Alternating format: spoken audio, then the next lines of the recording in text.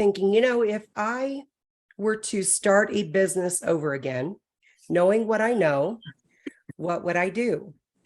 And, this is really useful when you're restarting your business, when you're a brand new agent, what have you. A lot of people don't think about really your business having to have systems in place. And a lot of agents just kind of go with the flow. We fly by the seat of our pants. And then we wonder why we're overwhelmed and overworked, right? And so with systems in place, that's one thing that I find most agents don't do unless maybe they run a team. If you have a team, you have to have systems in place so everybody is on the same page. So we're going to go over some of those systems today. So the first item, let me get it connected here. I wanted to talk about why you need the systems. So first and foremost, it helps you provide consistent quality to all your clients. So, you're going to provide high quality service. And this is something that when you have a system set up, you can actually put people in place to fulfill the things that are needed to be done. And maybe with assistance or with, if you create a team and you have agents under you, that each one knows what they need to be doing. So as long as your team follows your system, then all your clients are getting the same quality of service, So, and then it simplifies your workload. So, for me, I used to be one of those agents that would fly by the seat of my pants, right? I got a listing. Oh, what do I do now? I've got to do this. I got to do this. And when you're in a pinch like that, in a hurry, you forget things. But when you have things labeled out, now I'm preaching to the choir today because Colleen and Carrie, you both are very system oriented type of people. So, you're organized. But I'm hoping that there are some things that we'll cover that will give you some ideas on how to improve on the systems that you have in place. If you're giving clear instructions to people, you could have an assistant that's taking care of things for you while you're out getting more business. And for me, when I had an assistant working with me, actually, she's the one that helped get my system started and getting things organized and helped me know, okay, I have a new buyer. These are the things that need to happen. I have a new listing. These are the things that need to happen. And we developed a step-by-step procedure book on what we need to be doing. So, Michelle? Yes. Michelle, what do you mean by, like if you get an assistant and she's doing the work and you're out getting work, how are you out getting work? Like what are some of the things that you're out doing that's getting you work? What some examples? How much time does a buyer take for you to find them something? There's a lot of time that's involved, right? So you could be out working with buyers and your assistant can be working on your marketing pieces and things in the background that you're on the run trying to take care of clients. And when you're a solo agent, you don't have anybody helping you, or you don't have a system really going. When you're out showing clients, nobody's working on your business, right? And of course, any lead generation, if you're out talking to people, if you're, going to events, if you're out, connecting, trying to find out if somebody's looking to list a home, what are things that need to be done in the background and need to be done while you're out doing that? So, making appointments, all those type of things that an assistant can do while you're out doing the belly to belly things with the clients. So doing a listing presentation for a seller and going out and showing properties. It takes a lot of time to get that stuff going. And while you're doing those things, somebody else can be helping you keep your business rolling in the background. Most agents, when they've got a lot of business going on, they drop doing the marketing and they drop the follow-up sequences and things like that, most agents don't have automated systems to do that. So as you guys know, when and I'm still working on my instant agent as far as building it out and really beefing it up, I want that system to be kind of an assistant for you in the background so that things can be happening while you're out working with clients. Does that make sense, Carrie? Yes, total. Thanks. Okay, perfect. And then when you have effective systems in place, you're able to spend less time wondering what to do. Like I said, I used to get a phone call. Oh, somebody wants me to come do a listing presentation, and you hang up the phone and go, oh crud, what do I have? What do I need? And have to print things out and do all of that. Instead of just reacting, systems help you to be able to just keep things flowing. So you're more in a position of nurturing your business instead of just reacting to your business. And then it can also help highlight some inefficiencies in your business. So when you start creating the system, you'll start noticing things that you're doing that really are a waste of time or they're a waste of money. And maybe you're spending too much money on some things that just aren't really working for you.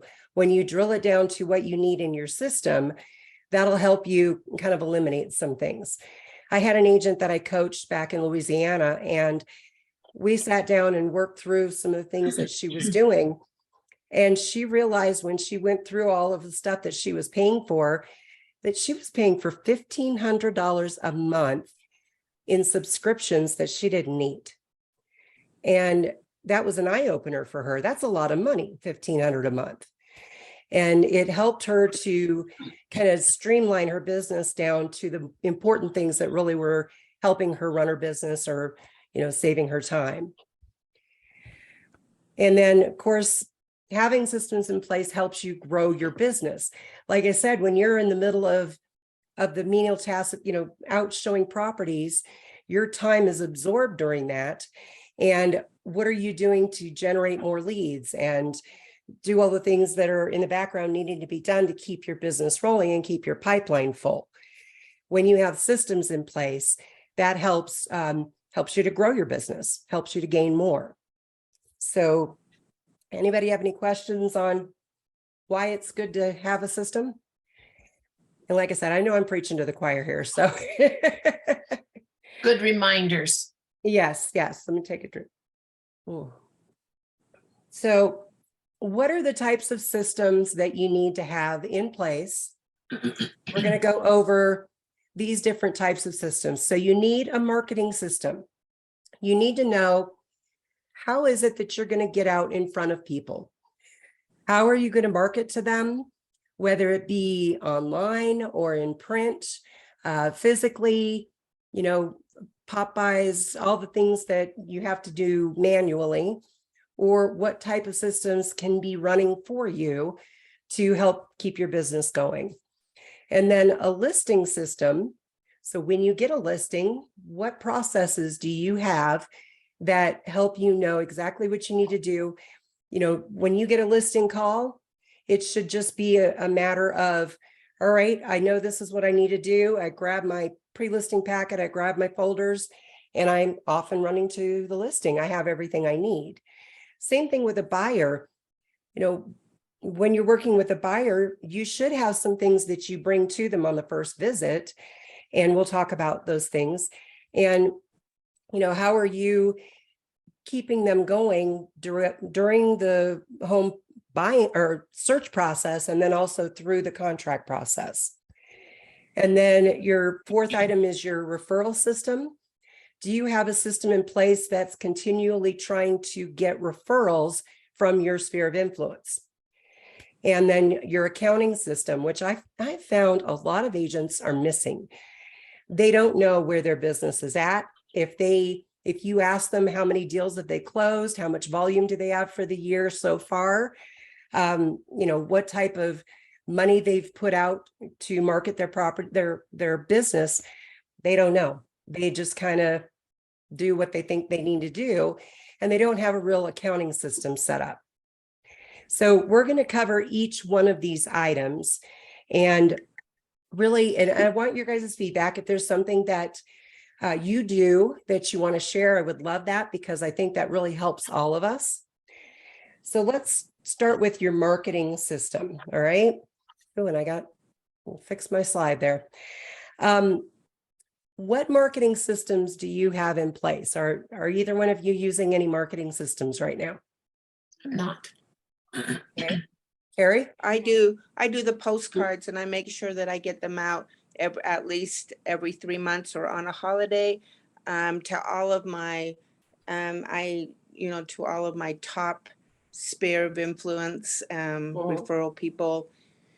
I do a lot of social media on Facebook, keeping in front of everybody, not just putting, not just putting real estate, because sometimes it can get boring, but I Right. try to make it funny. I have had a lot of people tell me, I love looking at your Facebook page. I love the things that you put. It makes my day or makes me laugh, or, try to put something fun, educational, and something, for, to try and get a listing and Mhm. personal.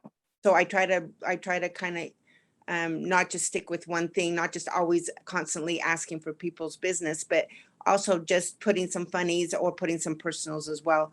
And just sometimes I get people who friend me, that are friends with another friend, and they friend me just because they want to use me as an agent, and so then they'll reach out to me in Messenger. So got to be careful who you accept on your Facebook, but at the same time, I always look to see who their associated friends are, and if there's somebody that I'm friends with, then I'll accept their friendship. If I find that it has nothing to do with that, I'll usually either hide them or remove them later on. Yeah. Well, Yeah, there's a lot of scammers out there, so you gotta watch who you the definitely have fake to be accounts, careful. yeah.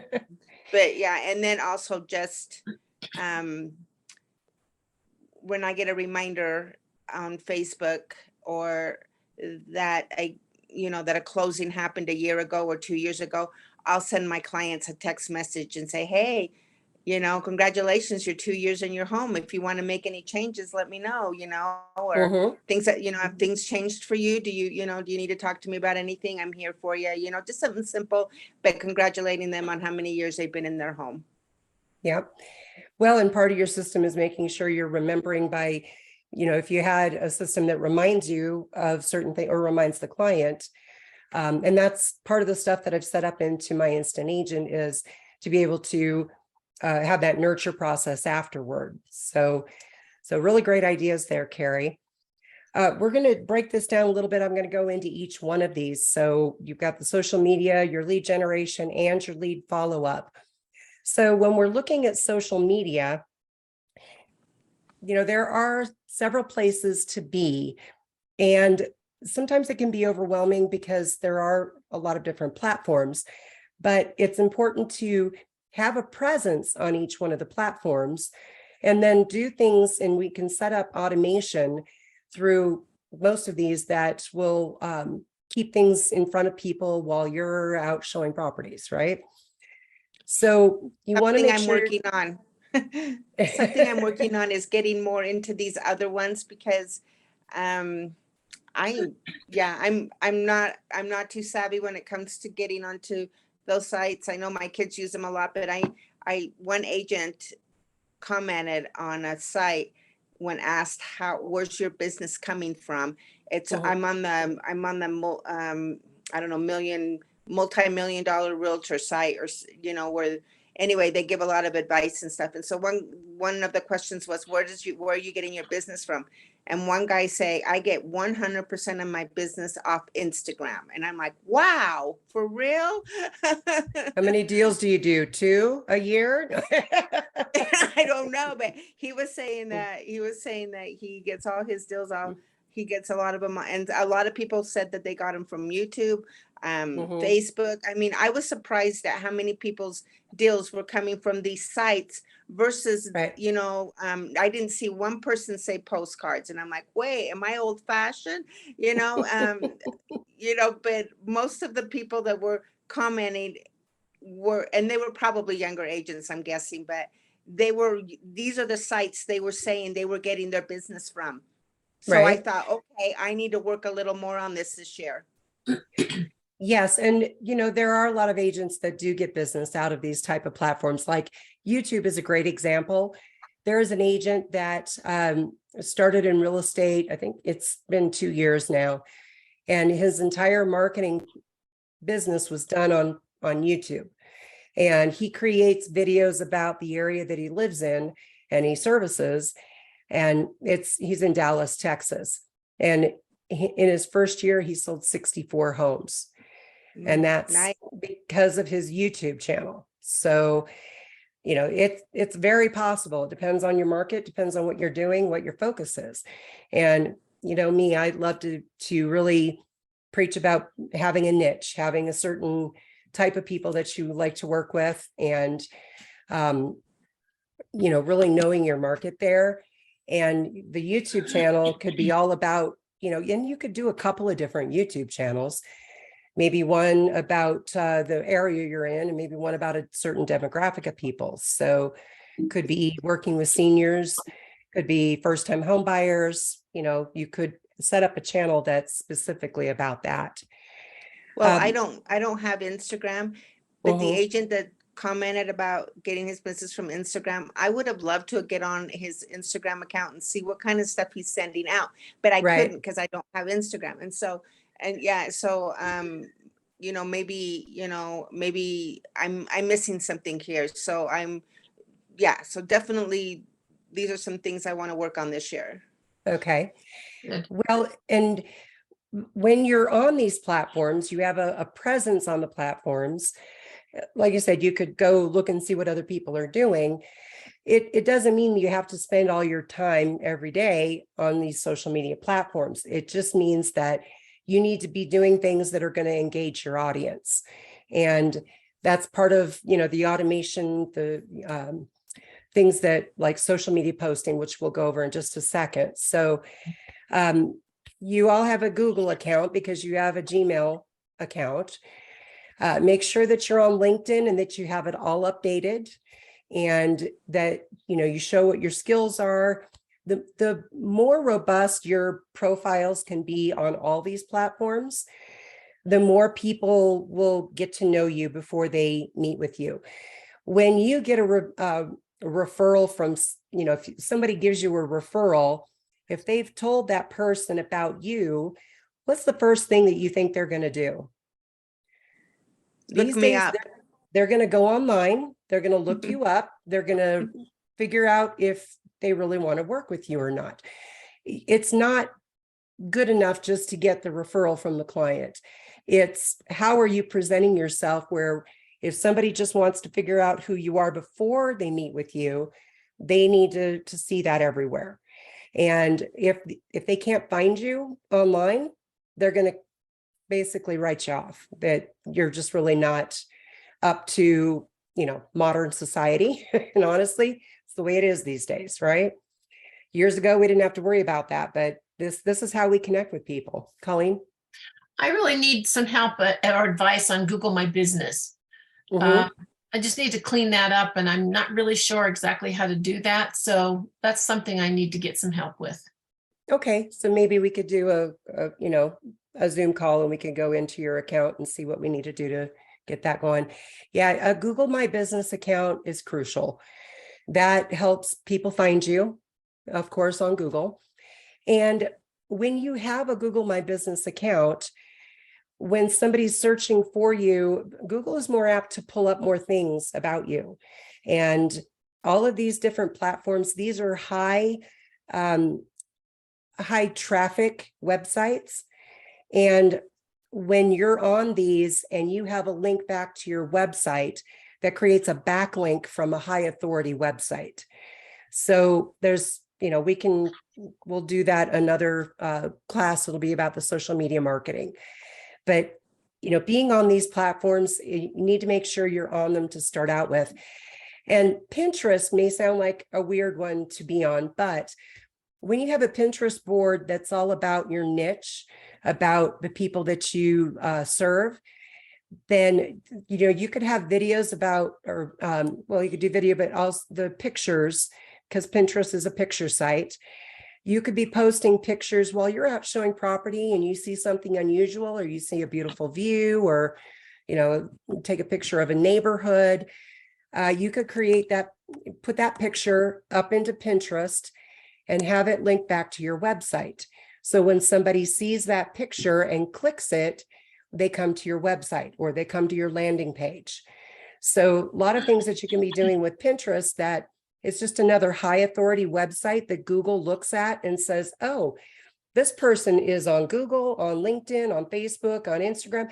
They must know what they're talking about when it comes to this topic that everything's kind of generally with, like, Utah County's homes for sale, that kind of thing. They'll relate it to, okay, these are relevant for this area. So in your profile, you want to make sure you're putting, who your clients, who your niche is, who you want to serve, what areas you serve. So that it's really important to have your social media platform set up. And then posting. So you've got to create a plan for social media. This isn't something that just every day you decide, oh, I think I'll post something today. Have a plan, know what you're going to post every week. And what is it that what's the end result? Now, Carrie, you talked about some things that were more for entertaining. You can do educational posts, entertaining, motivational ones, things that'll help build trust. You can promote your community. You could promote, things that are important to the niche that you're focused on. But you want things that are going to bring people back to your site and or friend you so that they can keep track of what you're posting. And Carrie, you're right. You don't want it to be just the same type of thing over and over again. You want things that are different. You might post a listing one day, post a motivational post the next day, maybe something funny, maybe something about something that happened to you. You could do a little video about a situation that happened during a sale. Don't mention any names, but you can talk about some of the things that you've been doing to help a sale along. You might do just a little video about something that happened that you've never experienced in your business, but this is how we addressed it and how we took care of it. And maybe you highlight some of the people that helped out, like a title person that helped get that cleared up, or, lender that helped clear it up. So just find things that are going to be useful to your sphere of people that are looking at your sites, your niche that you're focused on. And then, just brainstorm what kind of topics for each purpose do you need? And if you plug it into the calendar, and I'll go back into my instant agent in just a second, but having a calendar set up, and you could do it once a month where you have all of your social media posting, the basic ones done. And you want to make sure you commit to doing this each month, because if you want more business, you've got to stay in front of people. So, and then also when you have posts, if someone makes a comment on your post, you need to be engaging with them. Reply to the messages, reply to comments, check your feed, making sure to see if there's anything else, in your notifications, to see if somebody's commented or, said anything. And just, keep and make sure you're refreshing your profile and the pictures that you have as a header on each of those sites. Change them up every once in a while, so it's not the same old thing all the time. So let me move this for just a second, and I'm going to go into my instant agent and just show you, when you're inside your account, if you go to the marketing tab, you're going to have a few options here. So it will come directly into your social media planning for now. So this is the social planner, as you can see on the tab here.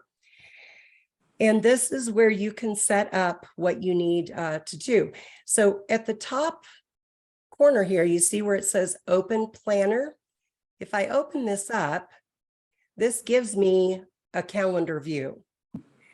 And maybe I can go in once for every day. I can click this and decide that on this day, I'm going to post, a certain type of thing on a certain one of my platforms.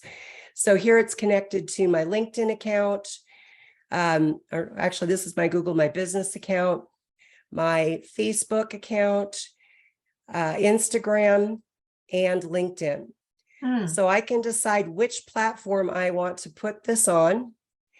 And you could do it on multiple. It doesn't have to be just one. But I like to mix it up for different platforms. I don't want to do just the same posting over and over again for each platform. Now, if you post in Facebook and your Facebook in your settings is connected to your Instagram account, it will automatically post everything that you post in Facebook over to Instagram.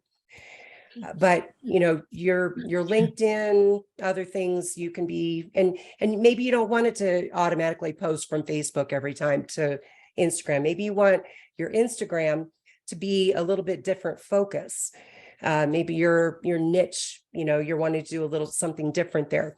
So you could change that up, but it's nice to be able to just go, okay, which one do I want to run on this day? And then I can do some kind of posting, type in some kind of something here and then add a photo if I want to.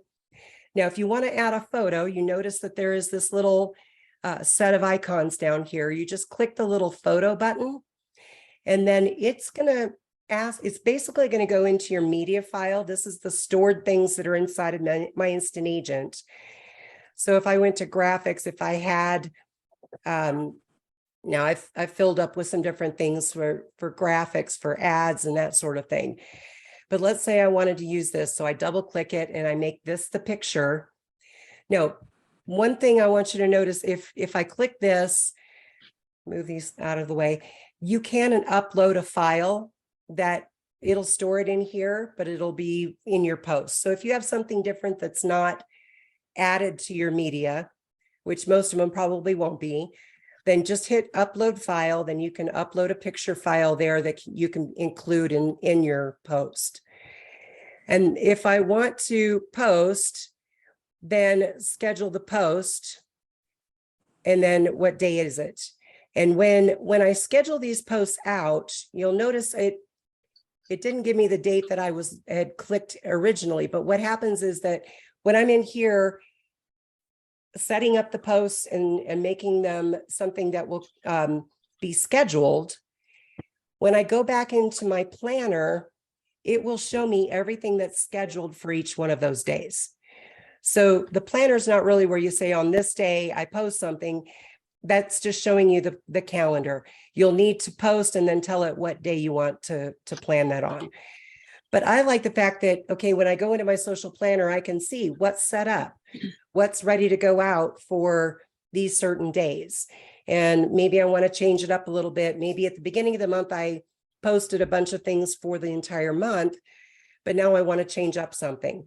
So I can go in and see what I have already scheduled to be posted on that day.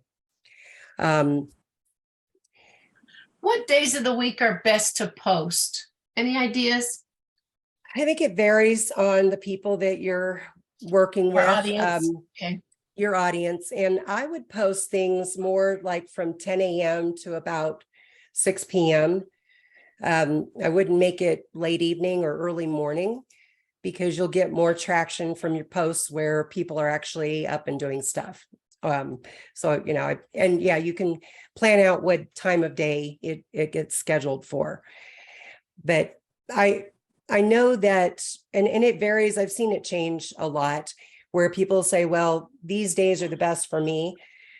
But, like with open houses, you want to do those on like a Wednesday or a Thursday because it's coming up for that weekend. Or, depends on how much time frame. If it's something that's has a time restraint for it, you want to post it where you're getting enough traction on it. So it can vary, but I would say mostly with real estate, a lot of people look at real estate stuff on the weekends.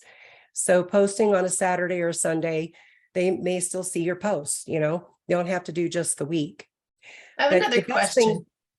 Yeah, and I was just going to say the best thing to do is post and see what kind of interaction you get. And if you're not getting a whole lot of interaction, then maybe change out the time frame that you're doing your posting on. Okay. Okay, what about hiring someone like Katie Lance that teaches Canva as well as social media ideas? She also has this ability to come up with captions, capturing captions. Would you recommend hiring her? I think you can do that on your own. Why do you need That's to what I hire mean. her?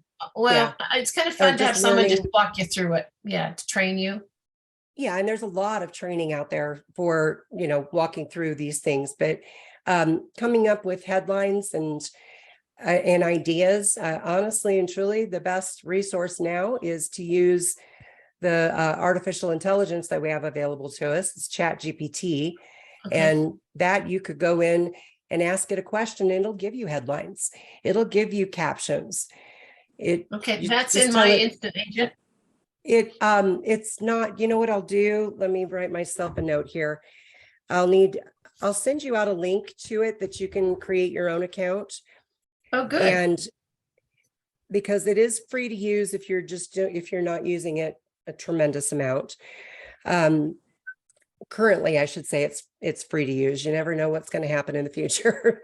It's a very robust AI, but I'll send a link to you because you can ask it to give you 10 headlines for a social media post about a certain topic. And Really? it will give you, yeah. So let me show you real quick here. Let me minimize and That's cool. oh, it's it is so cool. All right, here we are. Chat So this GPT. yeah, so this is if you go to chat.openai.com and it's /chat. And you just have to create an account. And then, okay, so give me 10 headlines for a blog post about, give me a topic, Colleen. Housing, I don't know. I guess I would say South Jordan City Homes. Okay. Homes for sale, I'll just put, okay. Okay.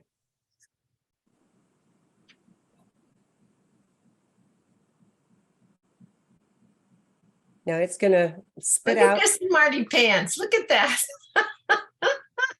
10 headlines that you could use. Here you go. Get ready to fall in love. South Jordan Homes for Mhm. sale. A buyer's paradise. I love these. I mean, it opens your head up where you get stuck in that funnel of your own mind. Yes. Let me show you some fun things. Okay, so let's go with get ready to fall in love. So I'm going to copy this. Write me an article about. Oh my Get gosh, ready- Michelle, this is so great. Oh, this is phenomenal. Okay, so I'm going to ask it just to kind of clarify and give me ideas. Write me an article. Let's do a 500-word article just for a blog post.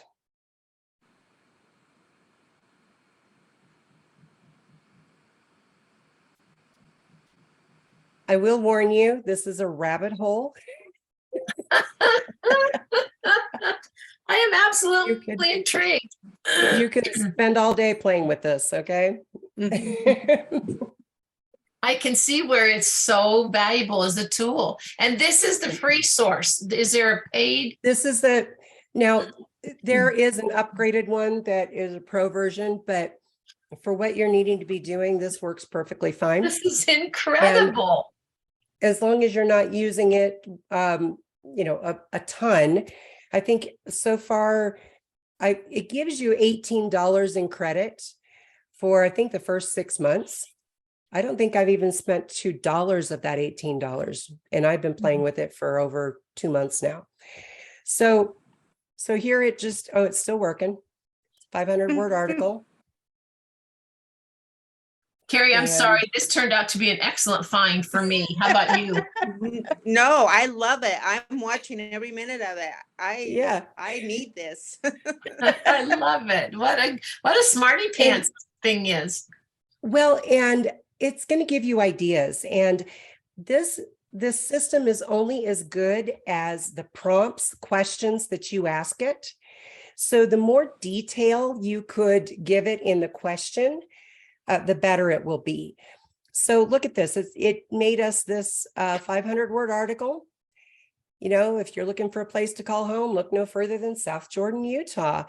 Now you could Can go you- through, make sure that I was- everything is right. I was going to you know. ask you if you could change it, if you wanted to take some stuff out of it or add something Yes. different. Yes, or if you didn't like what it said about a certain section, ask it to rewrite it. Ask it to write it as with humor. As you know, oh, you would not believe the stuff this thing can do. I I'm would in love to love. see I totally have a new romance going on here. It's great. So How let's do we see, how do we right- get into, is this on my agent? No, I actually have the one that does the property descriptions. I have it tied in. I'm pulling in the AI, but I don't have it where you can just access it right now. But if you, So what is this site called again? it's called Chat GPT. But if you go to, just go, can you see the highlighted up here? It says chat. I don't, hang on, I got to get my glasses. Okay. A little small. Yeah, it is. So just write this down. It's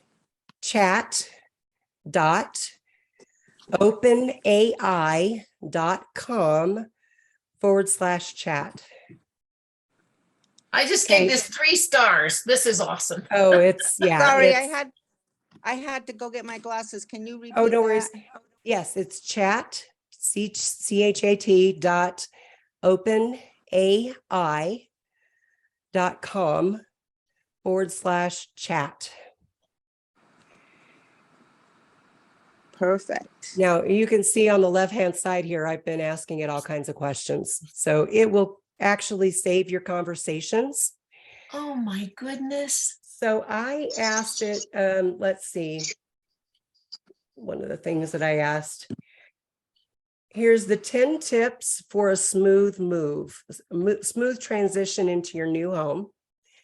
I And love this asked one. it, I like it. make me a variation, because it had written me this article before, and I asked it to post a variation of it so it wasn't exactly the same. Where if I had it write one for you, Colleen, to put on your blog, on your website, Okay. and then Carrie, I wanted you to have the same one, but I wanted it worded a little differently so it wasn't a carbon copy, then I can ask it to just basically respin it for me. And, you know, this just created a new list here. Can you Um, imagine how you could program a whole year's worth of one city by going, like Daybreak is different than just South Jordan, even though it is Yes. South Jordan. You could Right. break it up into all these little communities. You would be a rock star just by this Right. one And- stream alone. Having social media posts, having blog post articles that you have on your site, or, you know, you could use that, the content that we just did. So the South Jordan homes, you could do a little video about that. Okay. And, you know, what are the variety of home styles? That's a whole video in itself. You could highlight the different things, because Daybreak has such a variety of homes in it for the different areas. Maybe there's a certain style that you're seeing, and, you know, in certain, in Daybreak, they're called villages. And That's so each village kind of has their own look and feel. And you could talk about, because, you know, variety of home styles, you could just cover Daybreak itself about all the different variety there. Even They- how Daybreak was generated, how they came up with that concept, and how Yes. builders get another village to build. You have to Yes. earn it. It isn't just, oh, I want to build another right over there. You have Right. to No, earn they it. have a certain set of builders each year. They kind of have to, they have to prove themselves that they're going to be a good fit for the next phase. So yeah, their Daybreak that's an entire niche that has niches within niches. Okay. You could just focus on one village and have all kinds of information there. Well, you've got And your then, seniors there, and then you've got your entry levels there, and yes, you got your family levels there where all families move in. Oh my right. gosh, that would be a fun market to just be the pro at it. That'd be Well, great. that's what I was telling you, since you live in South Jordan, Daybreak, that's an animal of itself. It's so really it's separate from South Or just Jordan. do all the gated communities in South Jordan. Do you know how many there are? It's Yes. nuts. It's Oh, really nuts. see, that could be another one. So, and then the second one says great neighborhoods. So you could break that down into just talking about all the different neighborhoods within South Jordan. You know, you've got Corey used to live in Glenmore where the golf course is, you Right, know, right. and you could do a whole thing just on that neighborhood, you know, the age of it, maybe some history, the golf course, all that kind of stuff. And so talking about the convenient location, where's South Jordan located at? Why is it that people like to live there, right? Outdoor recreation, what's available for the community to be able to do things? So And you're then what saying is it about the economy there? 5 different videos on this Yeah. one graphic alone. Yes. And you could even ask ChatGPT to give you some ideas about the variety of home styles, or, you know, like I said, this is a rabbit hole. So, um, But what but a tool. Thank you. What a it gave wonderful, you all these exciting ideas. tool. Yeah. And, you know, you could go into each one of these. Why is South Jordan a buyer's paradise? You know, why is it the perfect place to call home? And that I would definitely break it down. Each one of these could be an entire series of blog posts and videos, right? And You know, social media Michelle, posts. I went to lunch with 2 different agents this week or last Uh-huh. week. And the comments were, oh, the market's falling apart. It's ridiculous. And I don't know if I can survive. And the other one says, well, we'll survive by the skin of our teeth. If they only knew that they're missing a whole another picture of what real estate really is. Right. It's just Right. not a client and a contract. It's information, it's skills, it's understanding how to guide people through the crazy town part. And make Exactly. them believe it's easy, because it should be easy to buy and sell a house. It should be. Right. If you have the right professionals helping you through it and Yeah. understanding the market and all that. So Carrie, you've talked about how you feel like your sphere of influence has fatigue, right? Yeah. You send out a lot of stuff and you feel like you've kind of burnt them out. What about sending them different things? But you know, these kind of concepts of here's a video that I created about this certain area.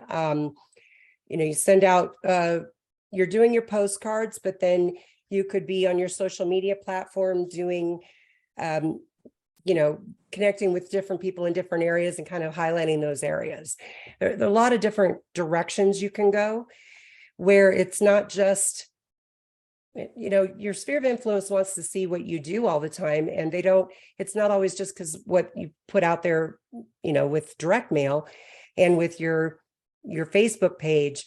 What are you doing as far as letting them know what kind of agent you are, you know, what services you have, and what better way than to focus on where you live and become kind of a digital mayor of your community? And what is it about, you know, American Fork that people like to live there? What kind of things are happening in American Fork? You know, it's close to Lehigh. What's connecting there? And, you know, you're right in between Lehigh and Pleasant Grove. So all the different opportunities, all the places to shop, all the what is it like to live there, the lifestyle, you know? Right. Colleen? And I was raised like in Pleasant Grove, you know, I'm from Pleasant Okay. Grove area. And so, you know, we love, you know, Strawberry Days and Yeah. we love Still Days now that we're in American Fork. There's Mhm. a lot going on. I'm not on Pleasant Grove's sites, but I'm on American Forks, and I know that American Fork City really puts a lot of effort into bringing a lot of things in for the citizens. So Yeah. I started focusing that one year whenever they would post, I would post it on my site. I would share everything. Mhm. And I got a few people saying, thank you for sharing, that we're, doing these things and stuff. And then I just quit. I don't know. I got tired of it, I guess. Well, and it's just planning it ahead, right? Yeah. So if you spend the first day or two of every month sitting down and maybe you ask, certain questions about what kind of blog post to do and create a blog post. This one blog post, we asked them to do this one article, okay? Well, that's just it. This, American Fork gives us a calendar and shows us yes, what's going on that for the month. So I there could you pick a go. couple or one or two and write about it. But where Mhm. do I put the blog? Where do I put the blog? On social media? So They've we're all going to have they that might on your website. So that is, right. That's what I'm saying. So yeah. where do I put that on, and how do I get them to it? Okay, so that's what we need to do next week then on our training Okay. is to work on the blog posting. And how to And incentivize them. Okay. yeah, let's Because now do we that. have Mr. Chat here that will tell us what to say.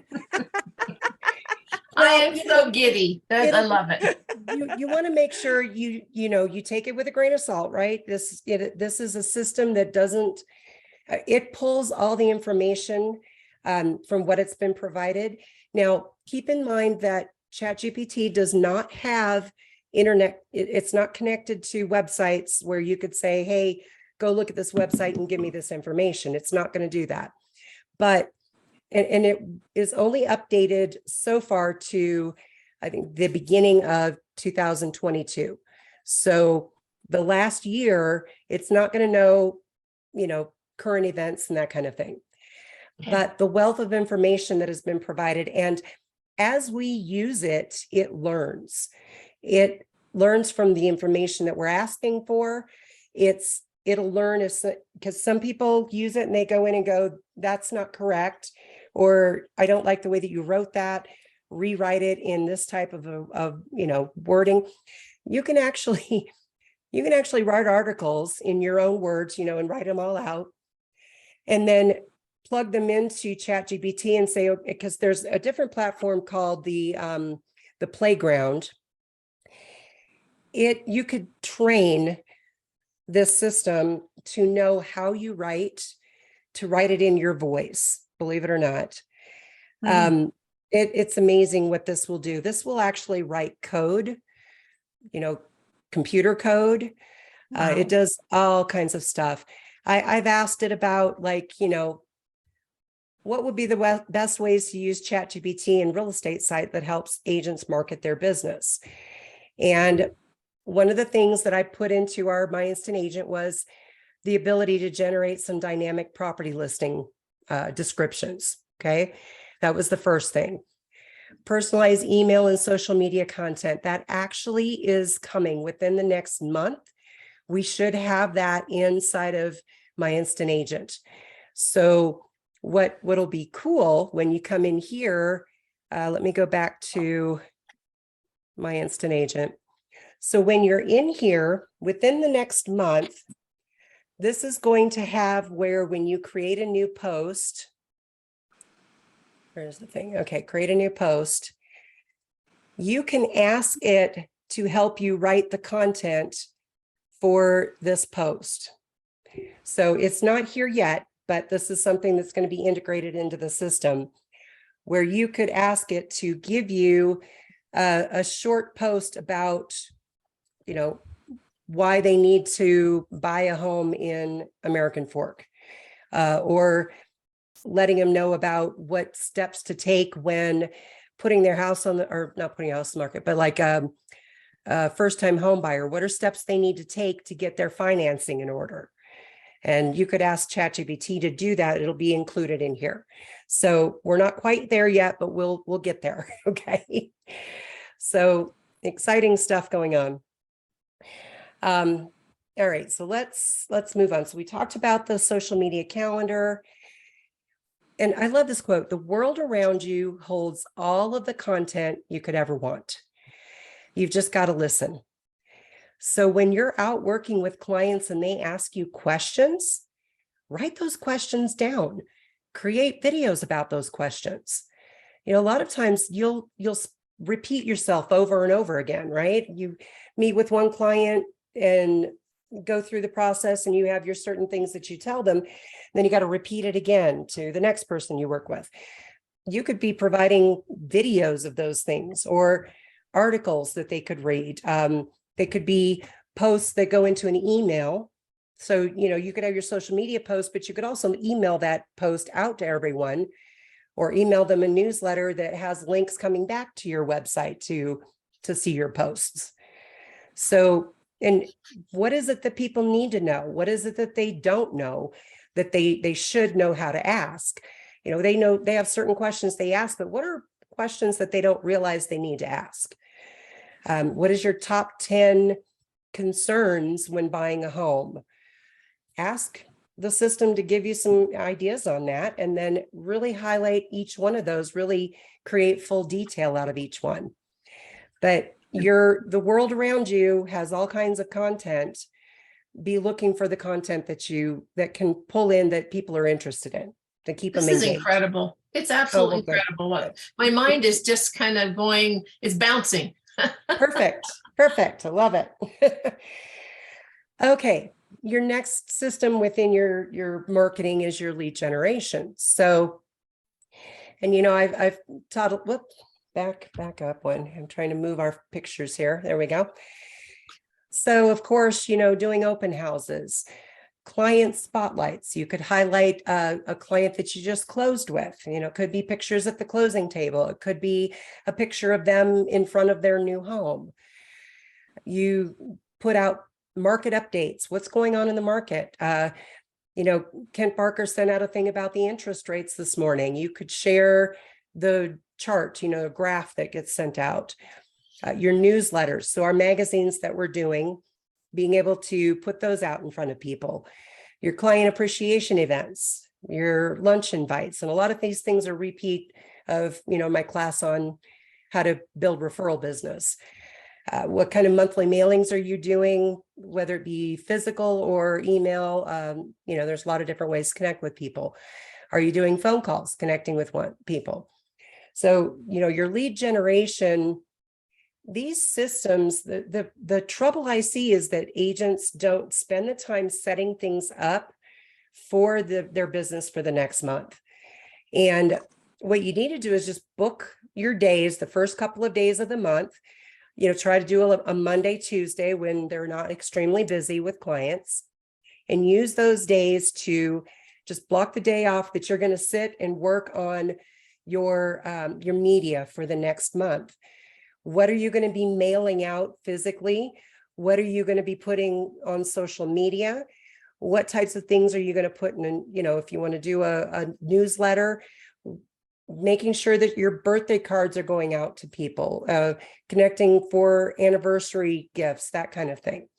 So a lot of things that you can be doing, but my instant agent, I'm setting up and, you know, as we go, we'll add more to it to be able to help you automate a lot of things. So I actually can hook the system up where we could have birthday cards automatically sent out to anyone who has a birthday in your database. So you don't even have to do all that, you know, to buy a card and do all that. You can have it just trigger and send out that automation. So you just have to pay for the, you know, for the cards. And so you'll have to have an account. You can do Thanks.io, you can do send out cards. There's a lot of different ones you can use. Just some ideas there.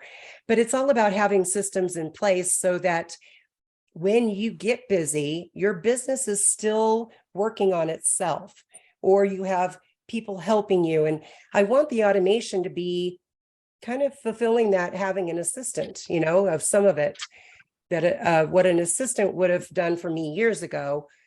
I like the system to do here, a lot of those things for us.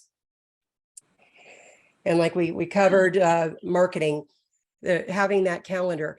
So, like, okay, you have an open house. So you make sure you send out all your open house invites and all that. Maybe you're doing this one has a bowling party.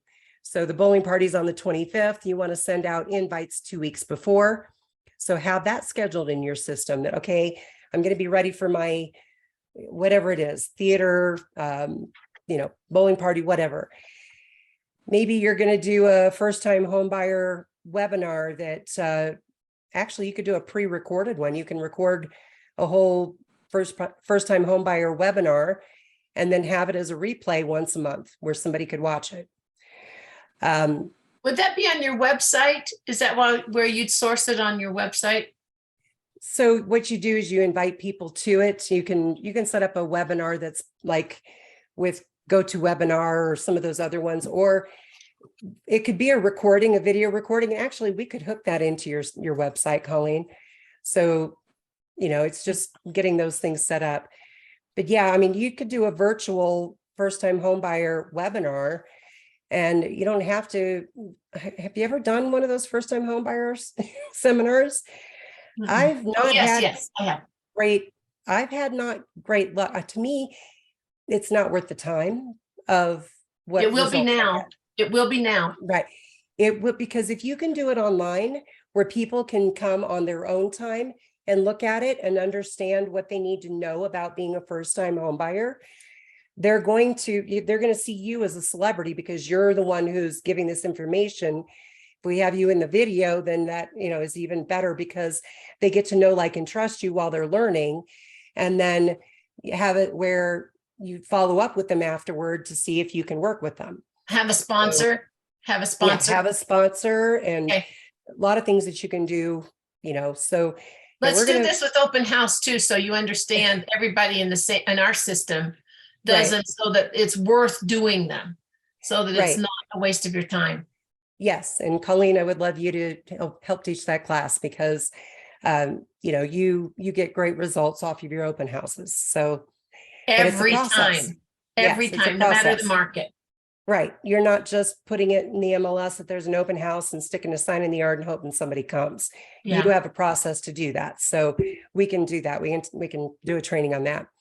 But my goal is to give you a lot of ideas and really narrow down the fact that you need to have a system where you're doing certain things each month that keep your business rolling.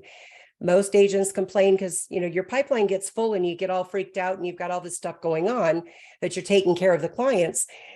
But what's going on in the background to help you keep your business rolling?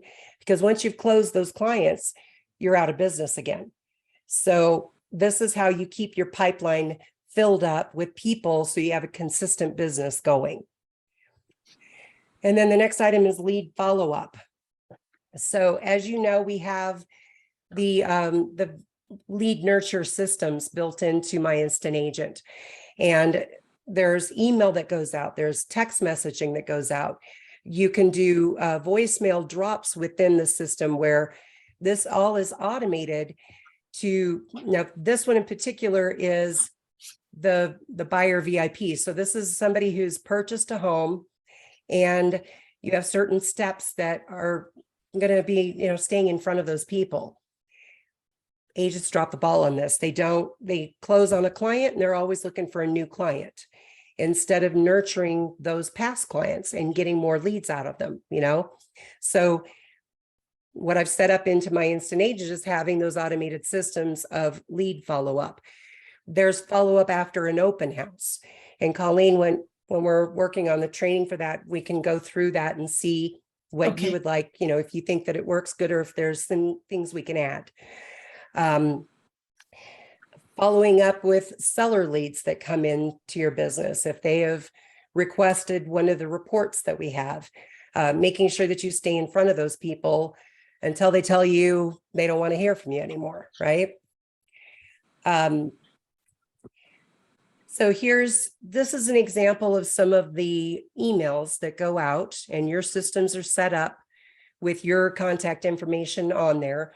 So Carrie, if you were to get a buyer lead in My Instant Agent that came in from, let's say you did a social media post and somebody commented, and you add them to your account where they're a new buyer lead.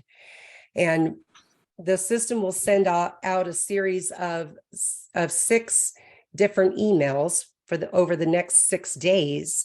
So each day you'll get a new email. So this one, the first one was don't get an agent by accident. So if somebody came in your open house and they're a buyer potential, and say they filled out your survey and for feedback, and then the next day they get an email from you about how they really need to interview and hire an agent to represent them to buy, just like a seller does. The second one that's going out is let's work together. So searching for a home can sometimes be stressful, and the market is tricky to navigate, and it just lets them know how you can best serve them. And there are 6 different ones that are sent out. So basically the 7-day follow-up, because you've met with them on an open house. The next day, for the following 6 days, they're going to get emails from you. And, it's just even setting it up, because if they fill out the form, well, the form just has an email right now, but you could email them asking for putting them into a different funnel that gets more information. We can go into that later. This actually, I think, would be really good. Like a lot of times when you have a listing and somebody calls you to come through it, and they act real interested, and you talk to them, but they never get back to you. Right. So at that point, would you just ask them for their email address? How would you get their email address to send this to them?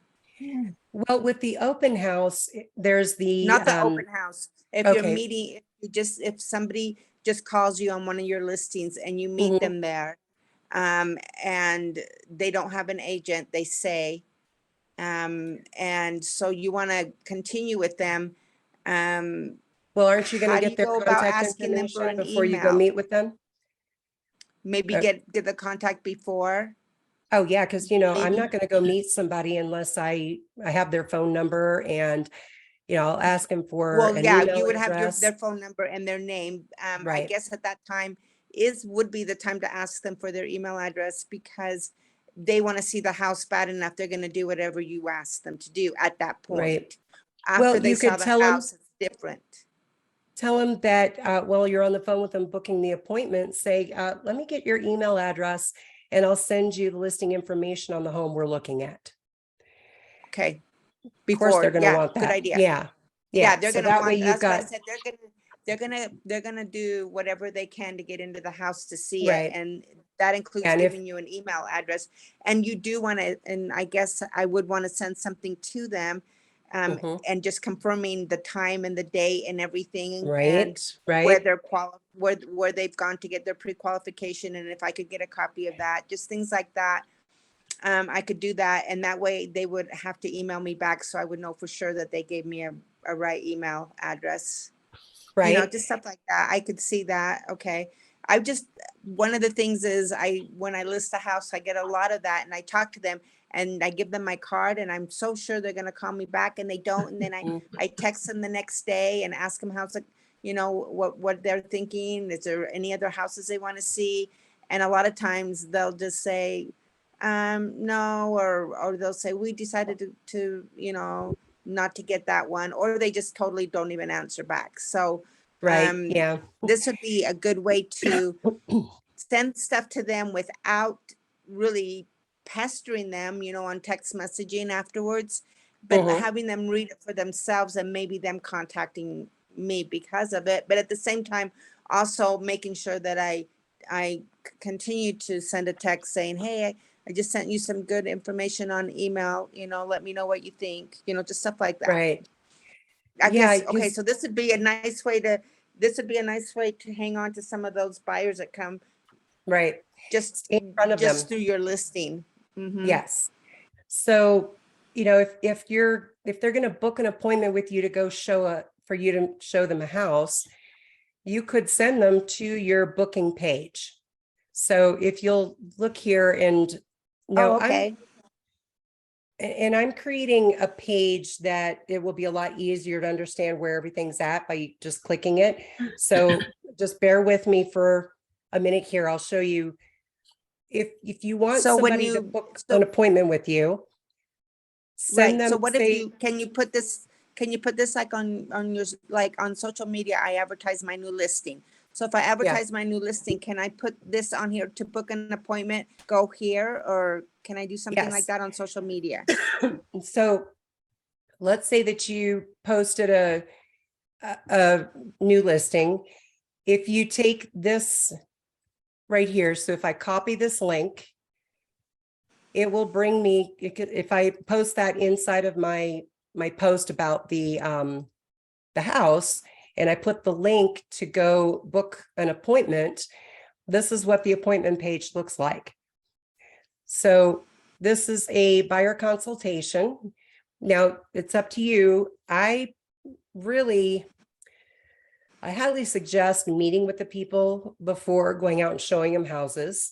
We're not always able to do that, but if you could book a consultation with them to either by Zoom to go over what they need to be doing as a buyer and seeing if they're truly pre-approved, all that stuff, or you book the appointment to go show them the house, I would ask them to come to this page and book that appointment here.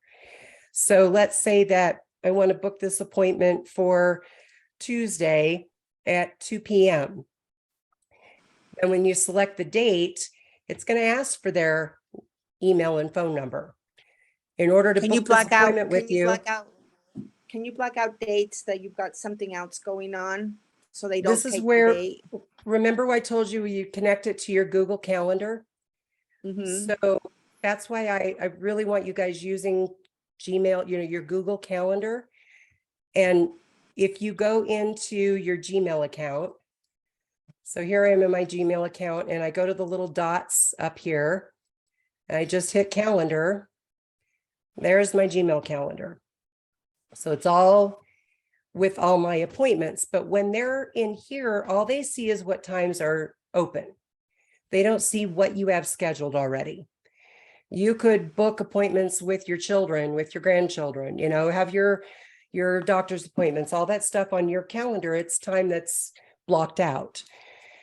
You might decide that you only want to meet with buyers from 1 p.m. until 8 p.m. That would be your time that's open. So we can set up your calendar inside of My Instant Agent where you have certain timeframes for certain things like a listing or a buyer. But that's why I want you to use the Google Calendar, because when you have something booked in that time frame, it's not going to give that as one of the options. And when they do select the date and get that appointment set up, there is a process that is automated. So let me show you the background of this. There is, let's see, workflows. No, where is it?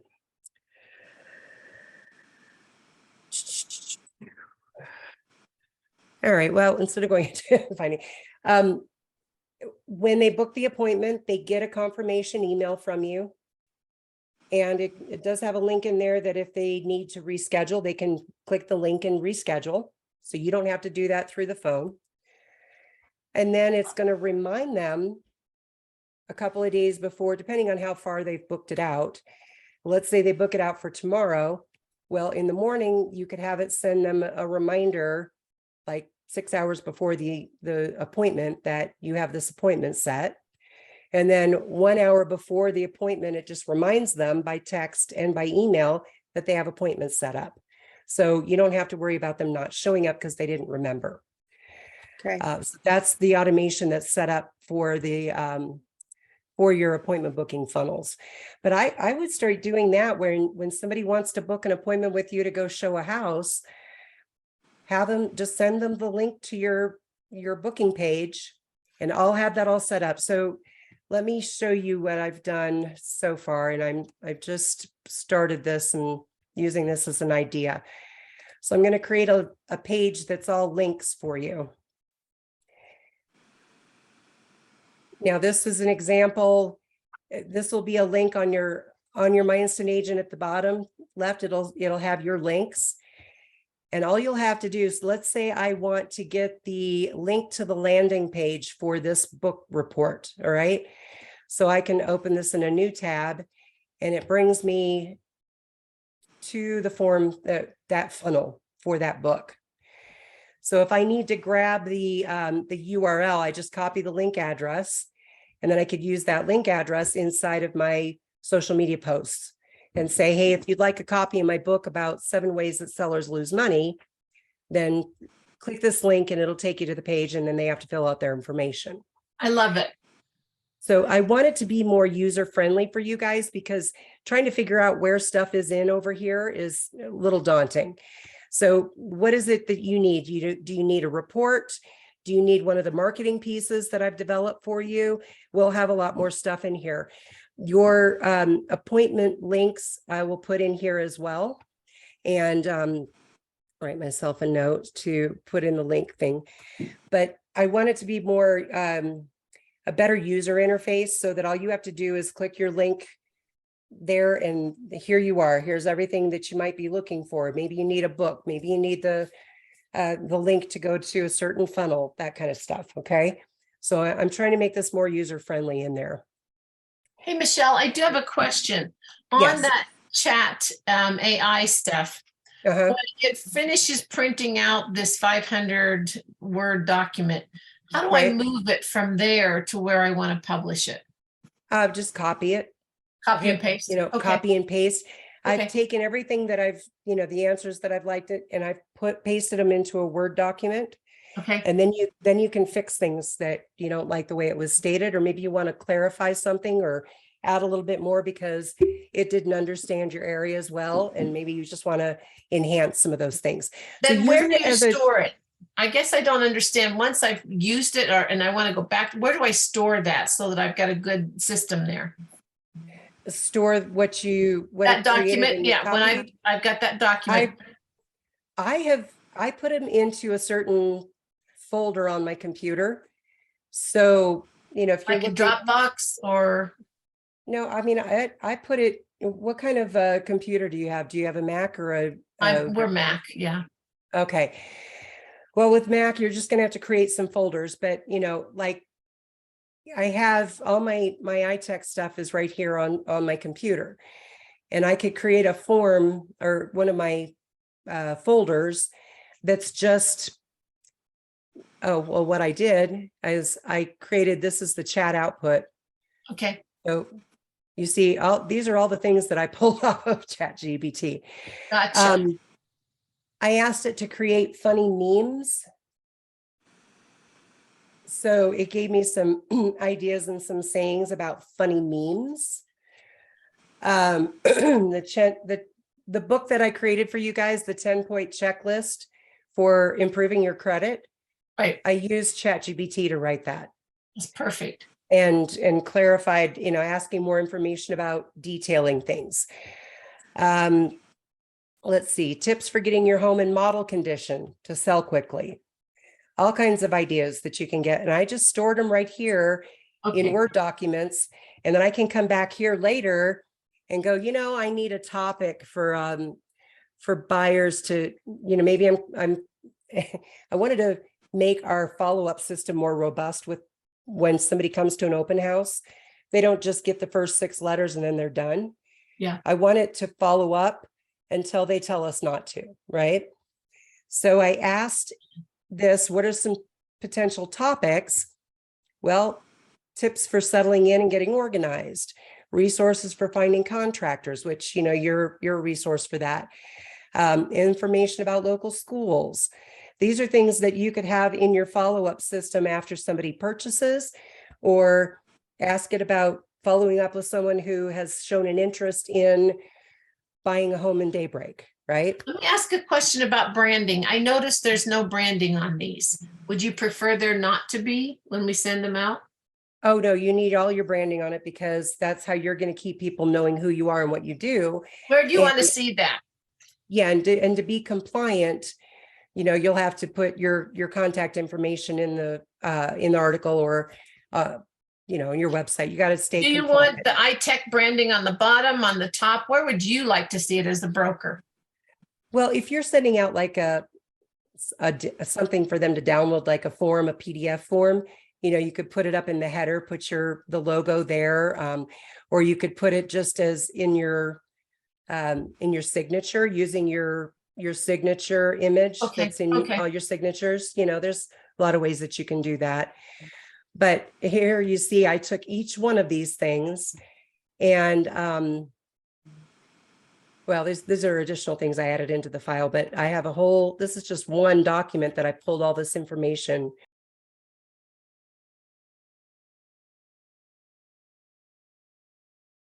from Terrific ChatGPT. organization, very organized. So let's see, don't save that. 90 days of follow-up for an open house buyer, creating a script that describes the process of buying a new home. You could ask it to create scripts for you for a YouTube video. I want to throw all this on my website though. I would like to have sources on my website that I can link them to there and optimize that website. Right. Yeah. So you could have the blog posting where it's, they can go in and read all those articles and then Good. have more things. You could, inside of your blog, you could have a video that you made and then you pulled it from YouTube into your social media platform. So there's a lot of things we can be doing with that. We'll talk about blog posting next week. And that'll be on Tuesday. So, all right. So going back to, we've kind of gotten off track here, which I normally do. You know me. All right. So your next system is your buyer system. So do you have a buyer presentation that's already built out for you? If you don't have that, let me know. I will make sure. And that's going to be one of the links when I get it really completed for each one of you. It's going to have your link to your buyer presentation, your link to your seller presentation right inside of My Instant Agent to be a resource for you to grab everything. Having a prospect email campaign, and that's also built into My Instant Agent. So a lot of these things, for iTech, we have these in our system. Making sure that, your showings, you're keeping track of those. Are you using Showtime? Are you using, I don't know what the new one's called. I've got to learn how to use the new one before they do away with our connection to Showing Time. That keeping track of who's shown the home and follow up with feedback and all that. Your buyer campaigns. So you should have certain things that you're doing to try to attract buyers into your business. And then once you have one, do you have a contract to close system set up? So what's your checklist? We have a new buyer checklist of what forms we need, but what is your process? Once you've got them under contract, what are the things that you should be doing to keep track of them? Now, remember in My Instant Agent, once they go under contract, if you input the information, so let me go back in here. So on the left-hand side here, you see there's that link. If you have a listing contract, click that, and it brings you right into this form to fill out. You just fill that form out on your new listing that's under contract. And then the system does all the automation in the background of reminding everybody about what steps are needing to be taken, what the deadlines are. Okay. So that's just built in. But then, you have other things that you do. And so what do you do? Do you have it written down? Do you have a list of things that if you hired an assistant to help you with your business, would they know what to do once you got a buyer under contract? What types of things need to be done in your business to keep that rolling? So when you meet with a buyer, are you going over the buyer presentation to help them understand the buying process? Now, you could even take the buyer presentation and record it as a video, and then send that link to every new buyer that you have. So you don't have to spend a half hour going over everything with them. You've got a video that you send them so that they understand the whole process, right? What a great practice too. Yeah. I like it. Saves you time, and it ensures that every buyer that you work with, has been presented that information. Also, there is the buyer's guide. And so if you don't have this buyer's guide yet, there is a section in there that I need you guys to give me a little bio kind of thing for. But let me know if you don't have it. I'll get that sent to you. Buying your new home, that one? Is that what Yeah, you're asking? Well, this one right here, the buyer's Oh, a guide, buyer's guide, roadmap to okay. your dream home. Let's see, let me go into Canva.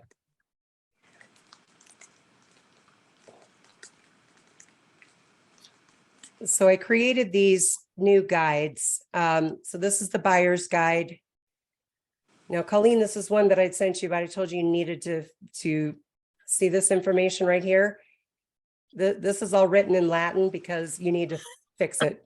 Okay. Did I not send that to you? Oh, shame on me. Well, Good. what I'm going to do for each of you is send you the template link. Okay, You open it up in Canva, and then you write what you want in this section. perfect. I'll do Or it you- today. Or you know what else you could do? You could go into ChatGPT. You can tell it that you'd like it to write an introduction paragraph about you, your service to buyers. That is so useful for everything that we're going to be doing. Okay. So the rest that of it is bio is just- that bio is me, or that bio is my business? Basically, it's kind of an intro letter to a buyer, because this is the buyer's guide, Gee, an Okay. intro paragraph there. Carrie, have I sent you this one yet? I haven't got that. Okay, all right. I need to make So sure. you beautiful, get Michelle. that. This is Okay. just beautiful work, Here we- really. Oh, thank you. So yeah, I like to bring things in print when I'm working with people that they can look at later, because it just solidifies your professionalism with them. So what you could do with this report is, once you have it the way you want it, your contact information will be at the bottom. So you see, it's a pretty long report. Actually, no, this one, the contact's on that for the second page.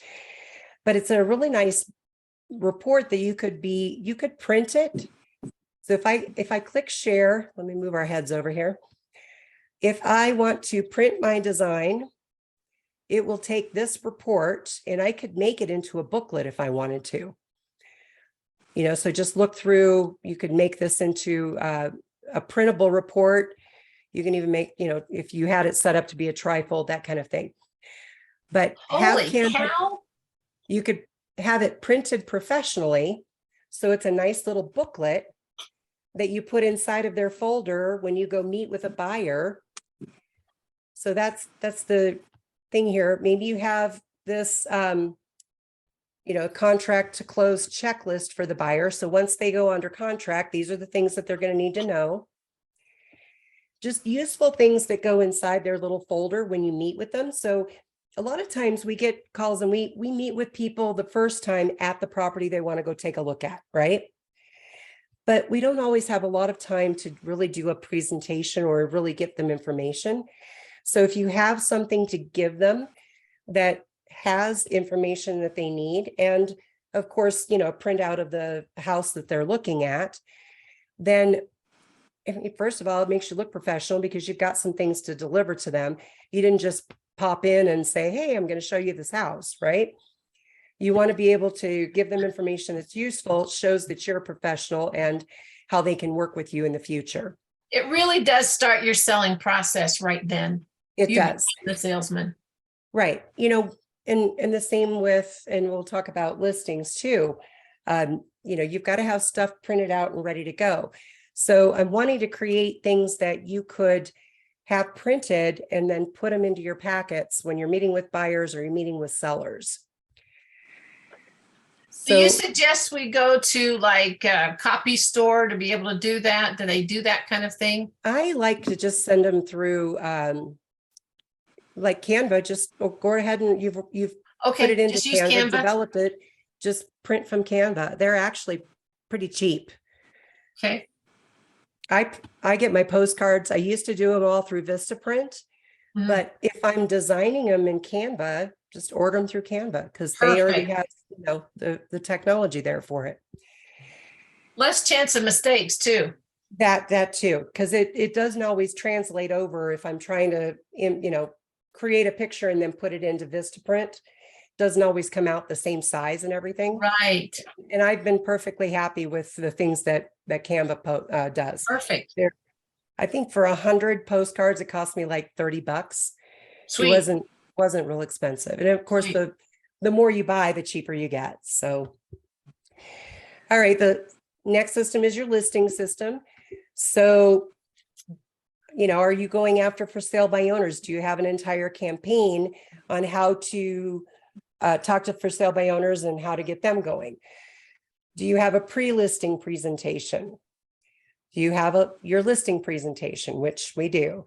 What information do you have for them? Keeping them abreast of what's going on when they're listed. So do you have a seller update process? And then of course your contract to close. So I just pulled in some pictures here. I threw one of yours in, Colleen, because your Oh, bio, thanks.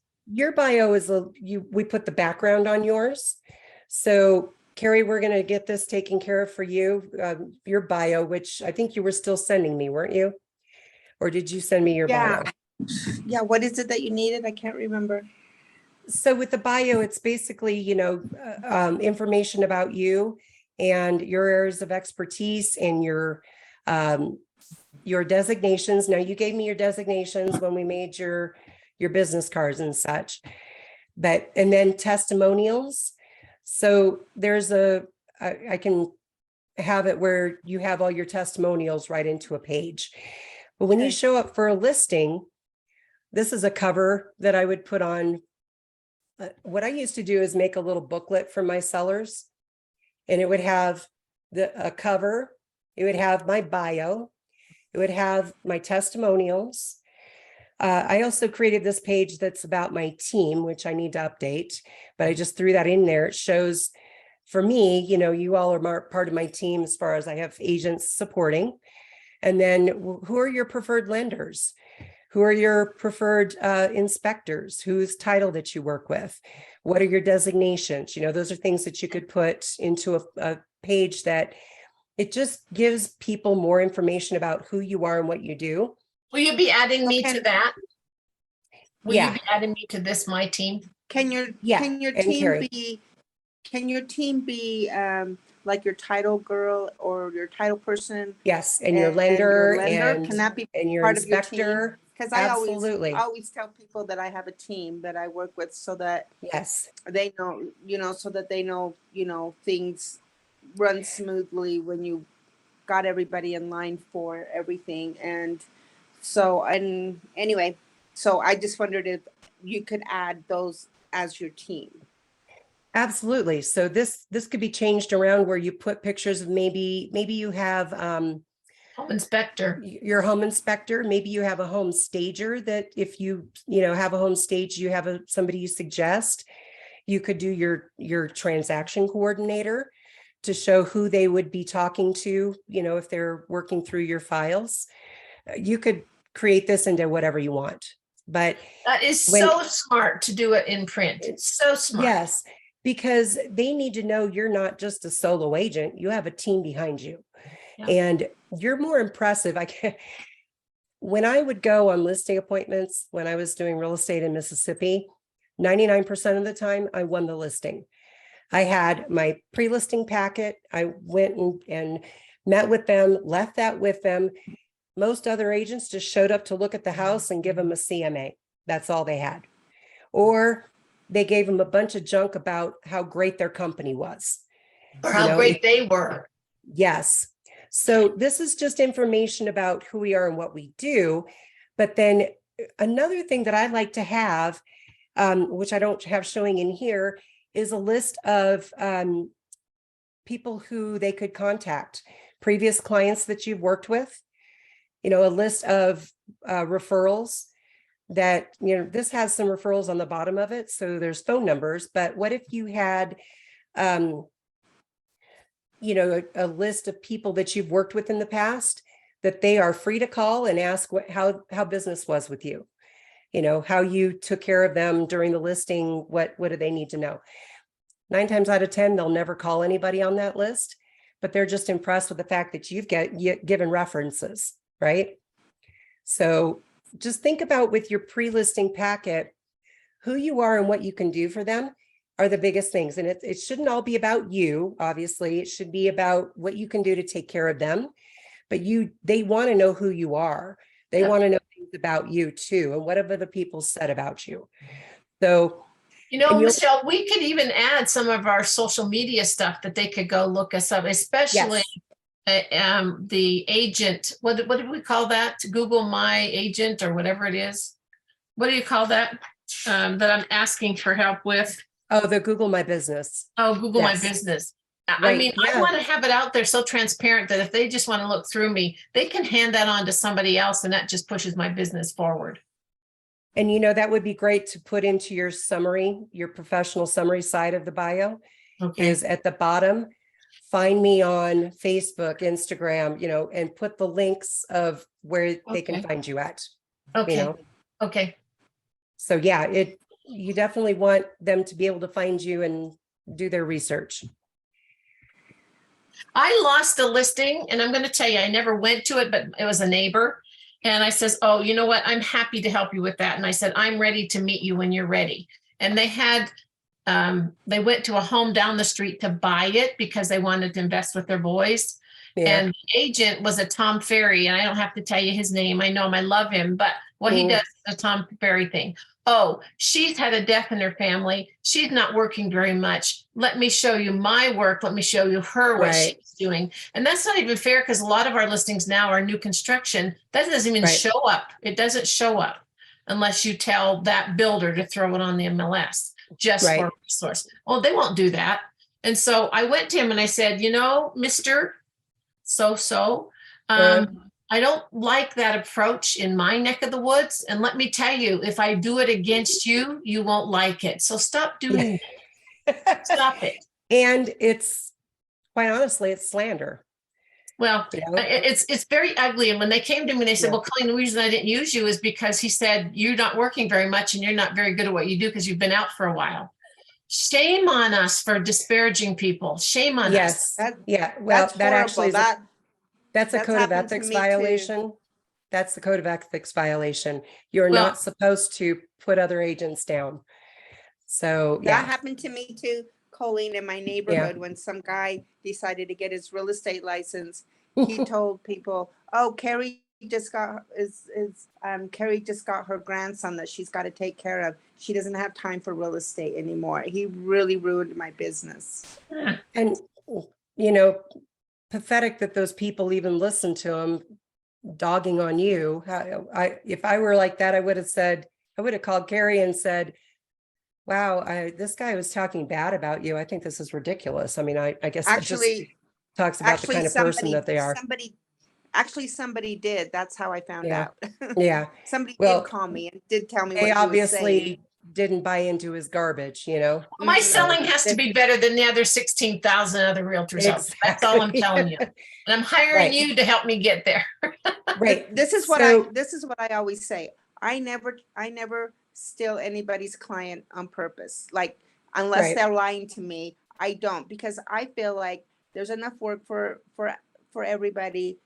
Yep. Just I stick with my little circle of spirit and influence, and get new clients as they come in and stuff, and that's fine. But if somebody has an agent, I always send them back. I've had so many agents Yeah. call me and say, Carrie, thank you for sending my clients back to me. That to me means that they're going to work with me when I put my house on the market. Well 'cause done. they're Right. gonna, And another thing is making sure you have your buyer broker agreement signed. so Yeah, that you that do have too. that clarity, and, it wouldn't help with the listing, but when you're working with buyers, get them to sign that buyer broker agreement because they can't hire you unless they sign that. And you're not working for them unless you have that disclosure signed. So it's all about, and if you'll notice, if you look through the buyer presentation, it's getting them really acclimated with what the process is and moving them into it's time to sign the buyer broker agreement. All right. Because that's what we need to do for me to move forward with you. Okay.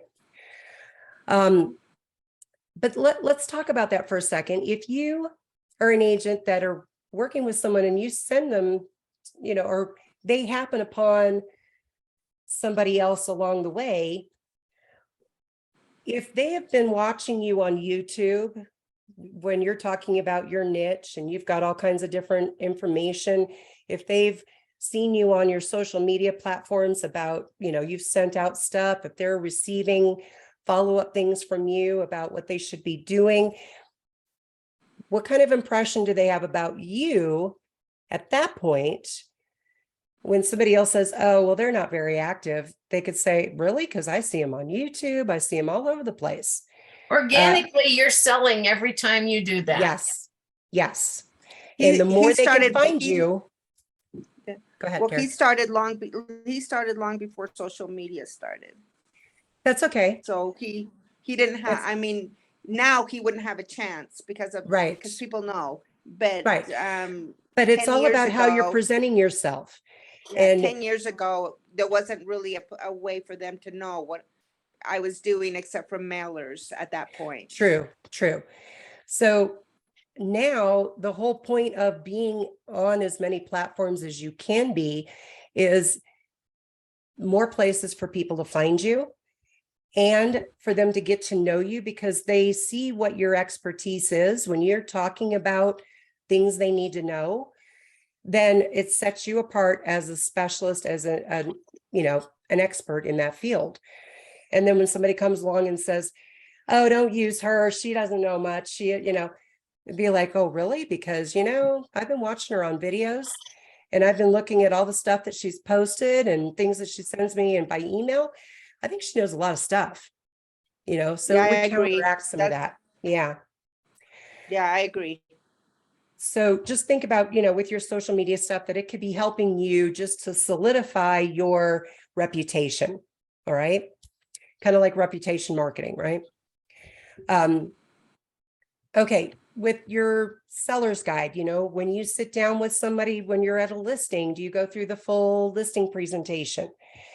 A lot of agents don't even have a listing presentation. They show up, look at the house, talk to them about listing it.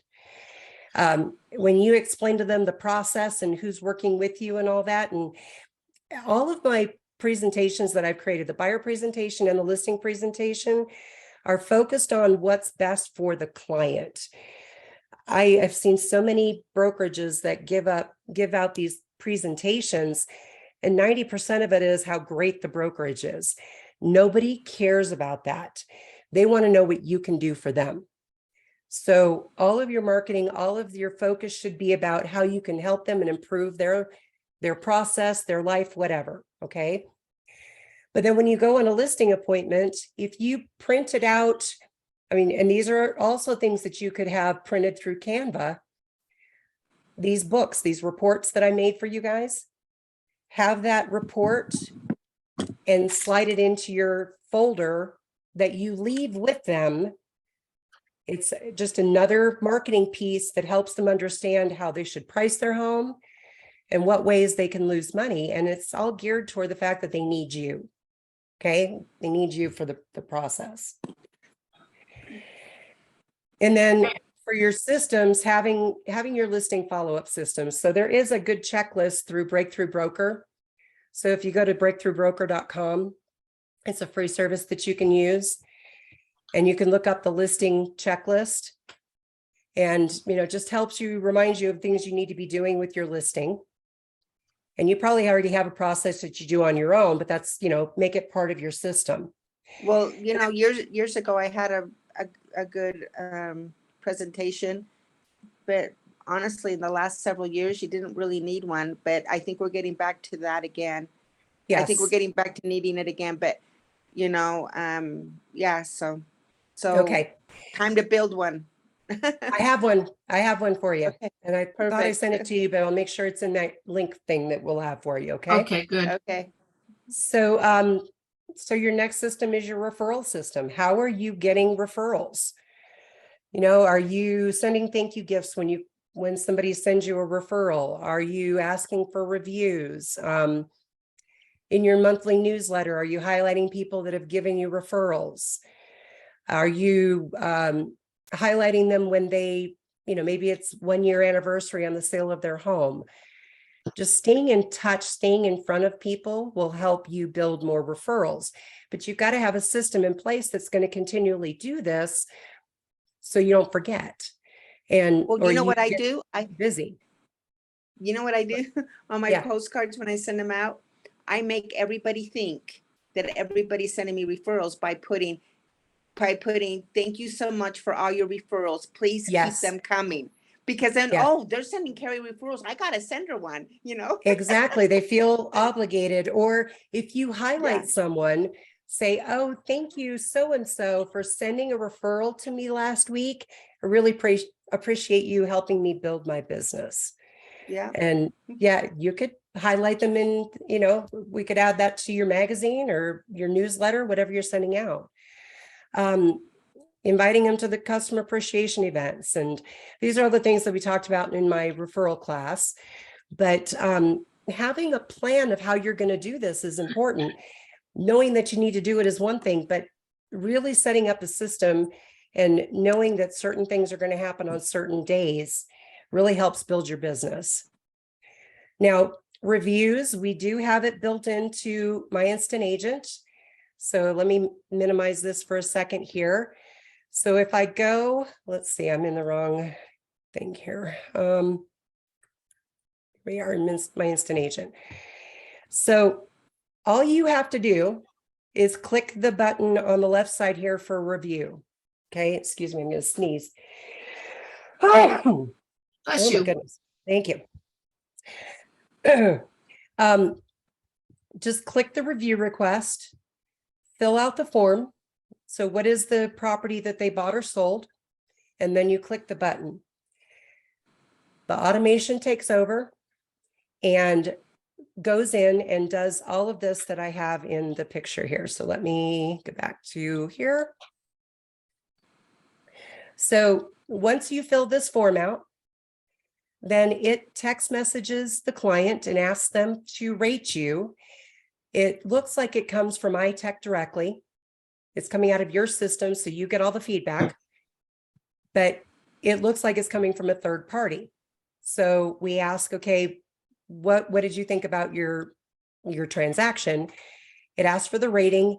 If they give you a 4 or a 5, it will ask them to leave a review for you on your Google My Business account. And that's where we want to make sure you set up your Google My Business. We get the link from there to put into the automation so that they can just click the link. Okay. If they answered that you were like a 1, 2, or a 3, you obviously want to know what that feedback is. It asks them to kind of clarify what it is that could be improved. And then it says, okay, thank you. We'll send that to management, but you're the management of your own business. You're the one who receives that feedback. Now, if they gave you a good review and we asked them to do a Google, click the link to go to the Google review and they leave a review, the system will automatically send them the $100 hotel savings card as a thank you. So just a little follow up there that helps them. That's nice. Feel good about it. And then Hey, you can send them something too if you want. What does SMS mean? Text messaging. Oh, okay. SMS is texting. Is texting, yeah. Okay. All right. And then the last system is your accounting system. So what are you doing? And this is another thing that was dumbfounding for me. When I would sit down with agents and ask them how much volume they've closed this year so far, how many houses they've closed, any of that information, they were clueless. They're like, Well, I get my W-2 or the 1099 at the end of the year. Okay, how do you know it's correct, first of all? So sad. Secondly, if you don't know your numbers and where you stand, you know, what, if you've planned your goals for the year, you know what you want to achieve for the year. If you don't know where you are the entire year, how can you reach your goal, right? You've got to have these numbers in front of you. So what was your sales volume? If you were the listing and the buyer agent, if you were a limited agent, you get double volume because you were like two agents in there, okay? So calculate what your sales volume was. What did you close the property at? That's the sales volume that you get credit for. What were your total commissions out of each one of those? Your conversions. Your conversions are, okay, I went on X amount of listing appointments and I actually got the listing on this many. What's my percentage conversion? Am I converting 80, 90% of my listings, or am I only, you know, converting 20, 30% of them?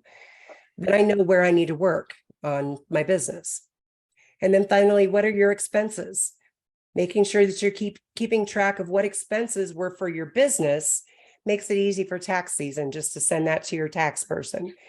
But keeping track of that to know, am I spending too much money? Just like that agent I told you about, $1,500 a month, good grief.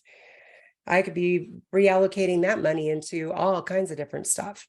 So what expenses are you paying out, and are they returning any investment for you? So keeping track of that system itself. So that's what I have today on just setting up systems. And each one of these, you know, we could do a whole class on, which, so next week we'll do the blog posting class. And I really want your feedback on what other things you want me to cover so that I can help you really drill in your business. And Colleen, I would love for you to do an open house class so that, you know, everybody can see what it is that you do for an open house. Okay. Carrie, I know you are a great resource of all kinds of things. So if there's something that you love that you want to teach, please, let's do that. Okay. All right, I'll think about it. Hey, Michelle, Yeah. what are you using for the accounting system for your agents? What do you suggest we use? Well, I mean, you could use an Excel spreadsheet. You could, you know, you decide what you want to do. If you want to use QuickBooks, my plan is to eventually put some more accounting things into my Instant Agent so that when you close a deal, it will automatically maybe develop a Google sheet for you that shows the breakdown. I'm just not there yet. So I'm trying to make sure we have everything else running right.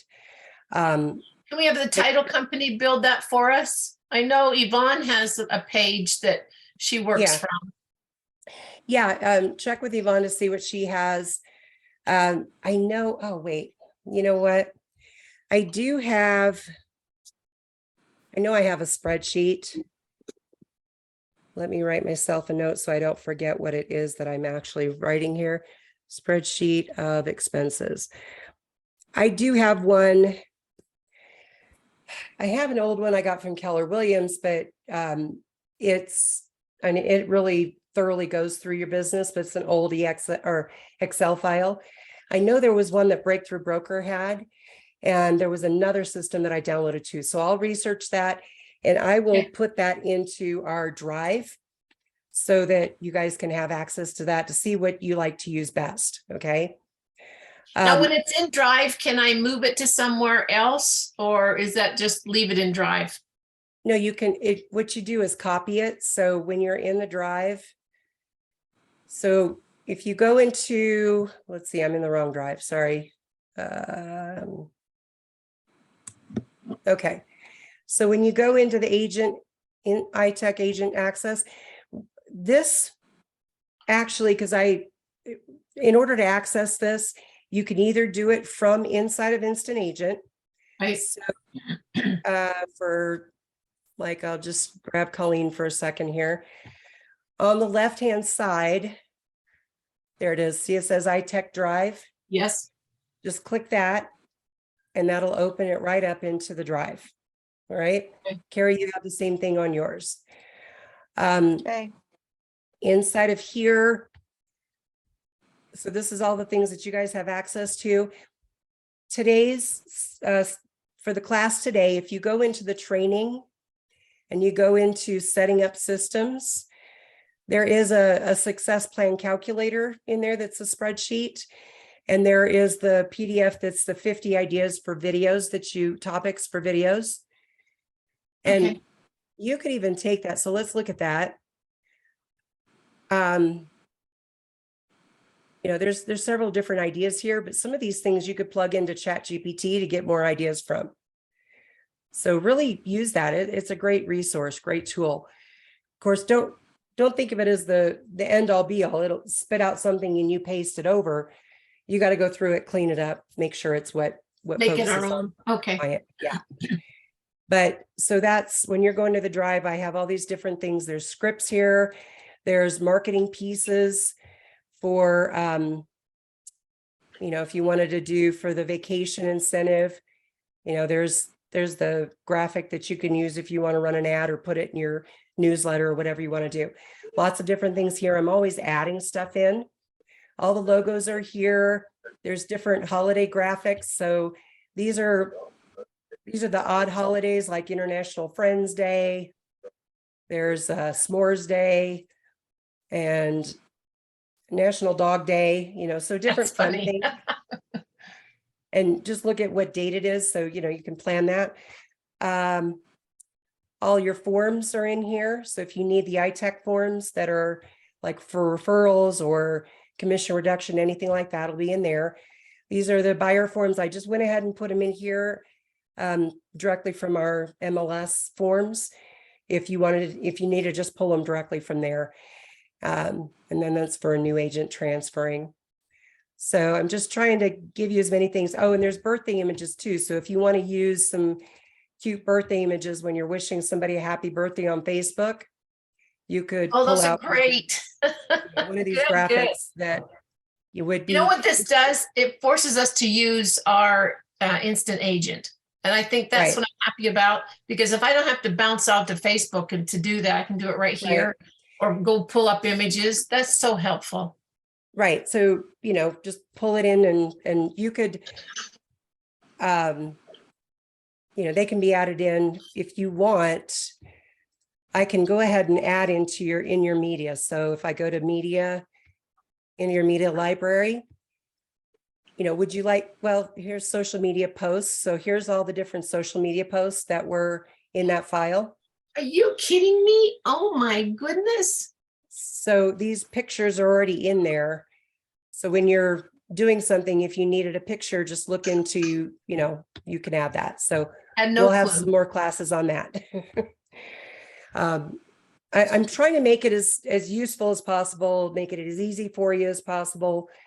That's why I'm still working on cleaning up the user interface where we have that better look of, okay, I go to this page and now I can find everything that I need, right? And I'll just click it and it'll take me into where I want to go instead of having to go on the links on the side. So I suggest I use this My Instant Agent every day. Yes, and make sure you're putting your contacts in there and, and then when you get a buyer, if you just talk to some buyer on the phone, get their contact information and put them in here as a new buyer. Okay. And we're going to need a class on, let's see, buyer leads class. I can do a class and show you once you get a lead, a contact, how to get them into the automation so that it follows up with them and lets them know what's going on. So, yeah, I think we covered a lot today, 2 hours. We did. We did. But, I'm just trying to spur your guys's thought process of what other things you could be doing. But systems are really important because if you don't have systems in place, you can't keep your business pipeline rolling. You've got to get people into your system. And as you're working with clients that are committed and ready to go, you could be nurturing people that aren't quite ready yet. And then once you're closing with one, you could be moving into the next one because they're finally ready. So it's just that process, but having those systems in place really helps. Well, we'll have to practice that. I think we should, Yeah. between now and next Tuesday, we should commit to at least 3 of these that we've implemented. Okay, good idea. I'd be happy to do that. All right, so we'll go over those blog posting next week. I think that'll be a good, that'll fill a full hour of what kind of posts and how to do them. And if you guys have any suggestions on anything else that you want to learn, let me know. I'll create some more class. I have plenty of classes, but I just want to make sure it's things that you guys want to know and what you need help with. Okay. What a wonderful, wonderful class. Thank you